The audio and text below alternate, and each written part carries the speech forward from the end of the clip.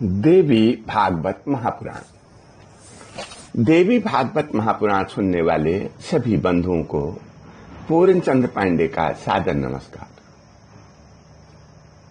बंधु, आपने देवी भागवत के अंदर सुना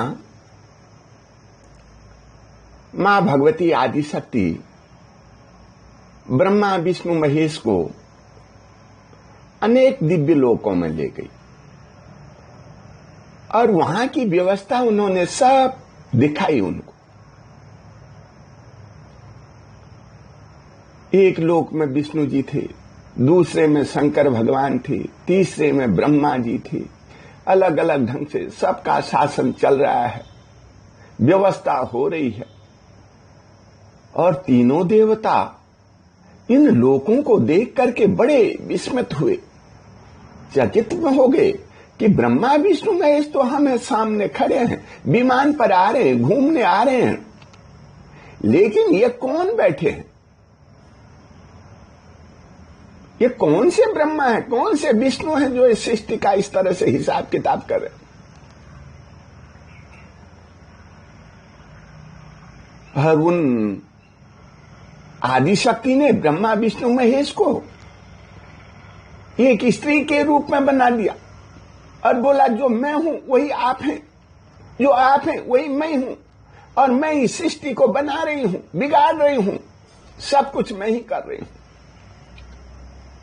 तब तीनों देवताओं ने महामाया को प्रणाम किया और उनकी आज्ञा अनुसार सृष्टि के कार्य में लग गए। सब ज्ञान हो गया सृष्टि का उन्हें। जब वो इस मृत्युलोक में व्यवस्था का संचालन करने लगे, एक दिन नारद जी ने ब्रह्मा जी से पूछा,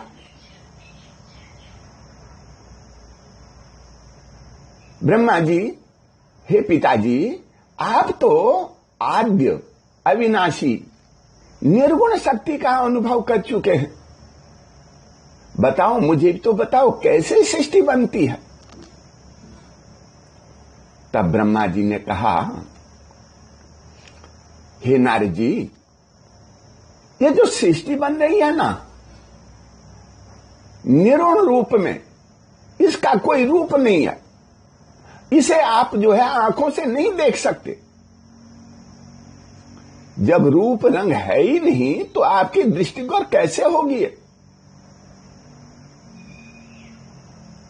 मैं आपको एक बात बताता हूं नारद जी, ये जो चेतना है, हमारे अंदर जो चेतना है, जो जागृत हो रही है, जिससे ये आदमी प्राणी सोच विचार रहा है, उसी को आप परमात्मा समझो, उसी को आद्य शक्ति समझो।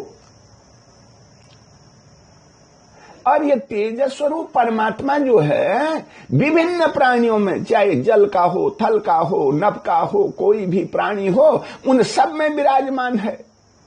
यही परमात्मा आद्य शक्ति है और इसकी सत्ता के बगैर कुछ भी नहीं। और इसको जानने के लिए, देखने के लिए, समझने के लिए विवेक चाहिए, वैराग्य चाहिए। बिना वैराग्य के तो कुछ समझ में नहीं आता है। संसार के चक्करों में, माया में पड़े रहो और झमेले में ये सब बातें ज्ञान की नहीं हो सकती, और बिना सूक्ष्म भेद के इसे कोई जान नहीं सकता।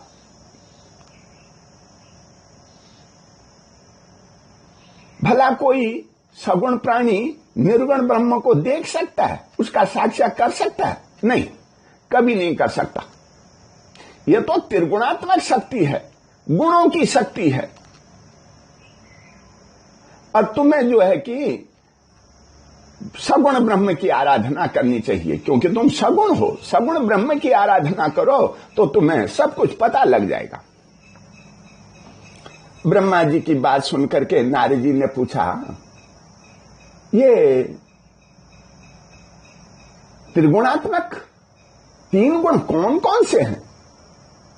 इनका कैसा स्वरूप है? तब ब्रह्मा जी ने कहा, सतो, रज और तम, ये तीन प्रकार के गुण हैं और इन्हीं से तीन अहंकार उत्पन्न हुए हैं।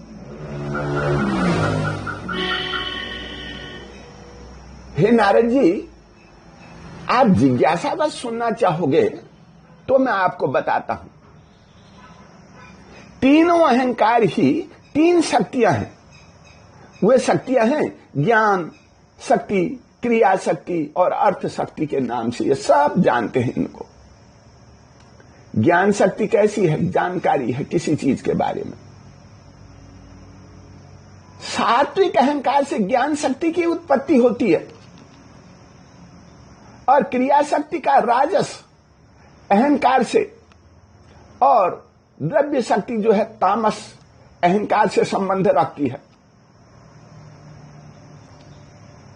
और शरीर में भी 5 तत्व हैं, अग्नि, जल, वायु आदि। और इन 5 तत्वों के शब्द, रूप, रस, गंध ये विषय हैं। आकाश का गुण मैं बताता हूं। शब्द है आकाश का गुण, वायु का गुण है स्पर्श, अग्नि का गुण है रूप, जल का गुण है रस और पृथ्वी का गुण है गंध। यही हमारे अंदर है। और इन्हीं गुणों से, इन्हीं तत्वों से काम, क्रोध, लोभ, मोह, अहंकार आदि विकार हमारे अंदर, प्राणियों के अंदर सब पैदा होते हैं। जब तक ये काम, क्रोध, मोहादि विकार निकल नहीं जाते तब तक आदमी परमात्मा के बारे में सोच भी नहीं सकता है, क्योंकि उसकी बुद्धि वहां तक जा ही नहीं सकती है। लोग तीर्थों में जाते हैं, विकारी शरीर को लेकर के जाते हैं। बस जो कुछ वो तीर्थ में करते हैं उससे उस विकारी भावनाओं के कारण, दूषित प्रवृत्ति के कारण वो तीर्थ में जाना व्यर्थ है, केवल श्रम है। गए, भटके, आए। वास्तविक तीर्थ के स्वरूप के बारे में उन्हें कुछ पता नहीं चलता है। एक किसान है, खेती करता है, बीज बोता है, मन से उत्तम आशा लगी रहती है, मन में बड़ी आशा लगी रहती है। फसल जम गई, कितनी जमी, बड़ी हो गई, हरियाली हो गई, बस कोई बर्बाद ना करे, नष्ट ना करे, रात दिन परिश्रम में लगा रहता है, रक्षा करता रहता है। और वो फसल बड़ी भी हो जाती है, फूल लगते हैं, फल लगते हैं, बालियां, डालियां जो भी हैं वृक्षों की हैं, फसल की हैं, पकने लगती हैं, बड़ा खुश होता है। यही रहस्य जीवन का भी है। खेती की तरह मनुष्य बढ़ता है। और जब फसल पकने लगती है, किसान बोलता है अब तो मैंने बहुत कुछ पा लिया, अब तो फसल हो गई, साल भर खाऊंगा, और लापरवाही बरत जाता है।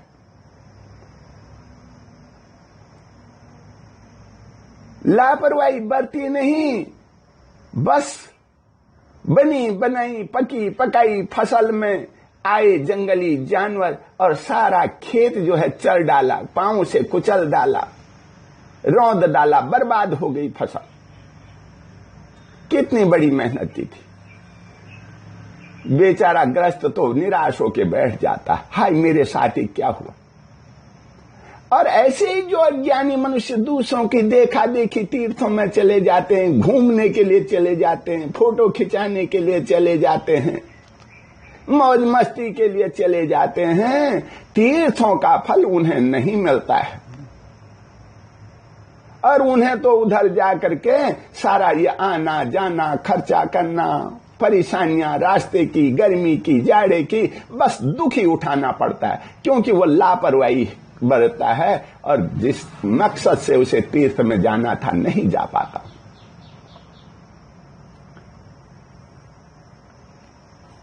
एक चीज है, सत्व गुण की वृद्धि कैसे होती है। वेद शास्त्रों का अध्ययन करें, तीर्थों में जाएं, ऋषि मुनियों की बातें सुने, तपस्वियों की, ज्ञानियों की बातें सुने, तत्व दर्शन ज्ञानी जो है उनसे तत्व का दर्शन के बारे में, तत्व के बारे में जाने, और जो तामसिक पदार्थ हैं इनसे आसक्ति छोड़ दें और इससे क्या होता है? बुद्धि बल की वृद्धि होती है, धार्मिक भावनाएं उठती हैं, रजोगुण और तमोगुण दूर हो जाता है, दब जाते हैं ये, और मोक्ष की अभिलाषा जागने लगती है। राजस पदार्थ और तामस प्रवृत्तियों पर तो फिर उसका ध्यान ही नहीं जाता है। और ऐसा व्यक्ति जो निरंतर सत्व गुण को अपने अंदर धारण करता है, वो परमात्मा के आदि शक्ति के बारे में जानने के योग्य बन जाता है।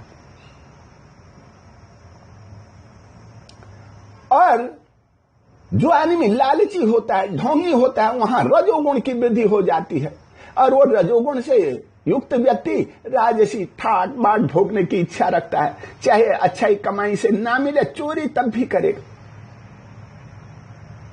किसी का हिस्सा तब भी मारेगा,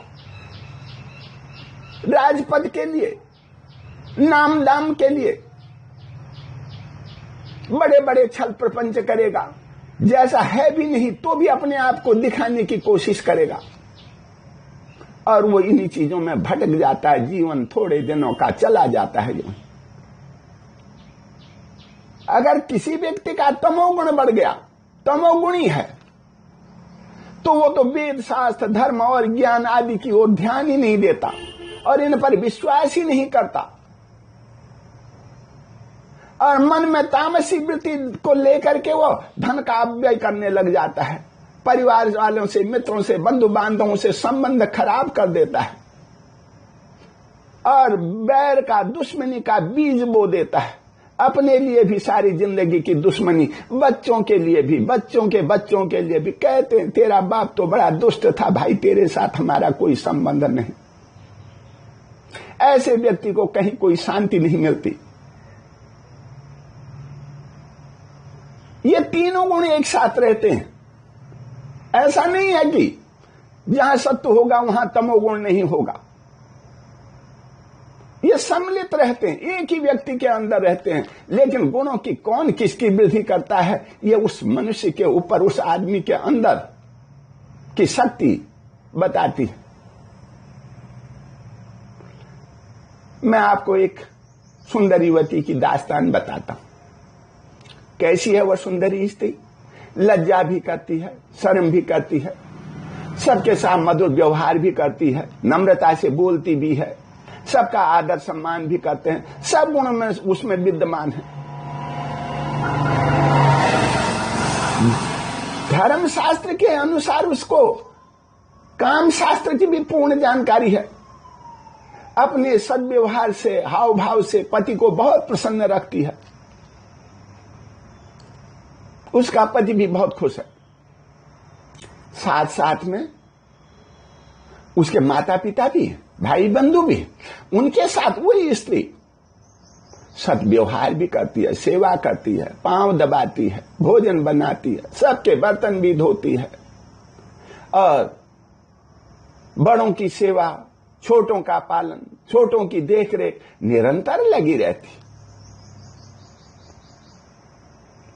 और वही स्त्री, वही जो भली भांति गृहस्थी को चला रही है, अगर कोई सौत, कोई पराई औरत उसके पति के कार्य में, उसके पति के साथ मिलजुल करके मीठी मीठी बातें करने लगती है, कोई स्त्री बोलने बतलाने लगती है, और उसकी उस पर नजर पड़ जाती है, तो तभी वो खूंखार हो जाती है, गुस्से में आ जाती है। कौन है ये औरत? कैसे बोल रही है आपसे? कैसे आई इधर?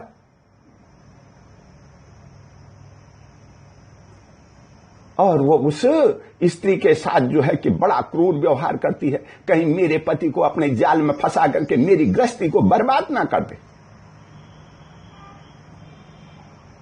अलग अलग जगह पर अलग अलग उस स्त्री के गुण और भाव स्वभाव काम करने लगते हैं, जबकि उसमें सब सद्गुण है। बहुतों को उसको अब व्यवहार अच्छा लगता है और बहुतों को बुरा भी लगता है।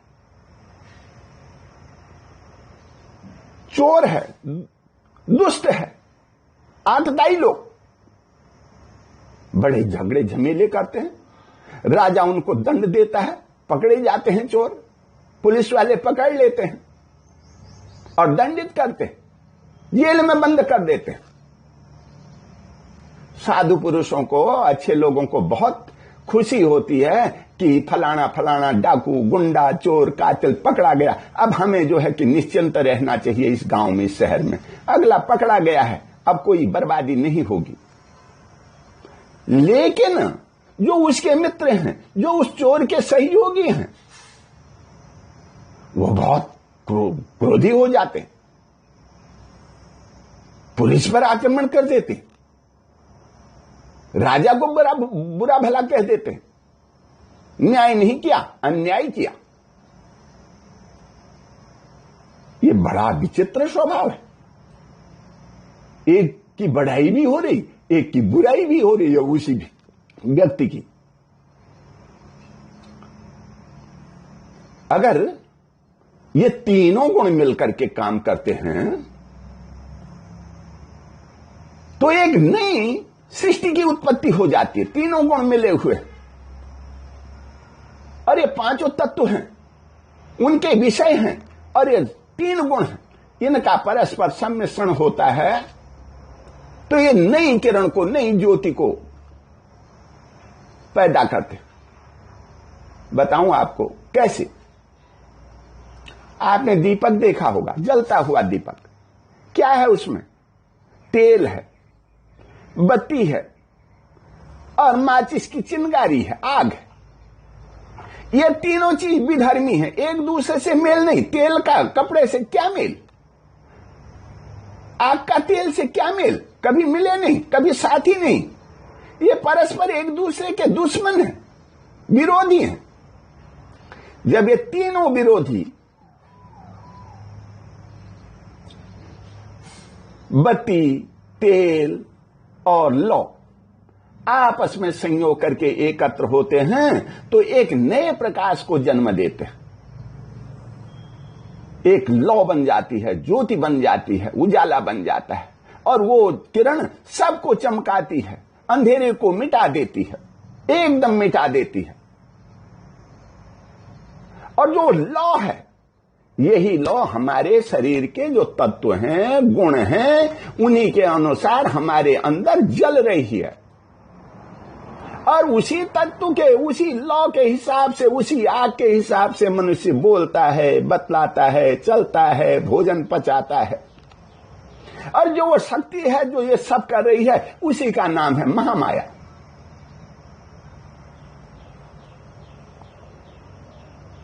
मोक्ष के अभिलाषा रखने वाले कहते हैं हम मोक्ष प्राप्त करेंगे, हमने बार बार जन्म मृत्यु नहीं आनी चाहिए, बड़ा दुख है इस जीवन में। ऐसे आत्म संयमी लोग, तपस्वी लोग उस एक लौ की, उस प्रकाश की, उस ज्योति की, उस महामाया की उपासना करते हैं। और इस महामाया जो उत्पन्न हुई है गुणों से, और इसी की कृपा से जब हो जाती है, कृपा हो जाती है, तो मूर्ख व्यक्ति भी विद्वान बन जाता है, गूंगा व्यक्ति भी बोलने लगता है, अंधा व्यक्ति भी देखने लग जाता है, ज्ञान का प्रकाश फैल जाता है उसके अंदर। सूरदास जी इतने बड़े ग्रंथों को लिखने में, बाल कृष्ण की इतनी बाल लीलाओं को देखने में समर्थ हो गए। क्यों? उसके अंदर महामाया थी, उनके अंदर अपना ज्योति का प्रकाश था, और वही महामाया परमात्मा है। और उसी के रूप स्वरूप के कारण जो मनुष्य महामाया की कृपा पात्र बन जाते हैं, उनका जीवन सफल हो जाता है। इस जीवन में रहते हुए उनकी सब मनोकामना पूर्ण हो जाती हैं, और अंत में ज्योति ज्योति में समा जाती है। यही मोक्ष और यही सृष्टि का क्रम है। बोल जगतियां ज्योता वाली माता तेरी सदा ही जय।